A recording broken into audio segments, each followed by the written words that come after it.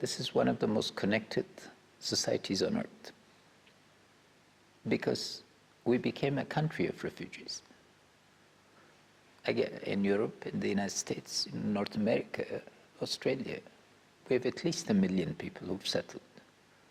They have 1 million ties that bind them with others. So they pull. They've done extraordinarily well. We're very proud of our Afghans, who now are hyphenated Afghans.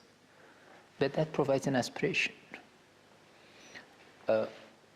Particularly the social model in Europe, the social welfare model, the welfare state, is done well by Afghans. In Germany, for instance, they've done extraordinary things. The push factors are a war has been imposed on us. The departure of not just international troops, but their contractors took away 1 million upper middle class people with demand from the economy. But this is a country where for 15 years a lot of blood and treasure has gone in to create a stable society. Sure, but it's also created one of the most corrupt sets of institutional arrangements where a tiny elite was privileged at the expense. The inheritance of that is 41% of people living below poverty. Is this a country at war?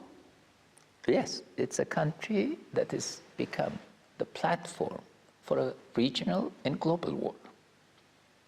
We are at war, but we are not at civil war. The war between Afghans is a very small component of a regional and global war. Al-Qaeda, unfortunately, has gone deep and dark, but it's fully alive. Daesh is active here and has done atrocious things. And when I warned about the fear of Daesh, when I was inaugurated, it was ridiculed. You said that this country would become a graveyard for Daesh. That we will, but then we also have the greatest medium-term threat. Massive numbers of Pakistani Taliban are being transposed into our country. Why then are Europeans sending Afghans back, saying that they're economic migrants, that they only come to Europe because of poverty, not war? Europe is closing in. The social contract in Europe vis-à-vis refugees was articulated and turned into a law in a period of liberalism's heyday in the welfare strength. That model is unfortunately being renegotiated. But there are also people fleeing persecution. I mean, 11,000 people were killed in this country in the last year. Persecution, well, we need to understand. Did you ask the people of UK when Hitler was at his height in 1941 to abandon? Please understand, we have to make a commitment. 549 young men and women graduated from the military academy, 13 of them women. They are making a commitment to defend this country. Others on whom we have spent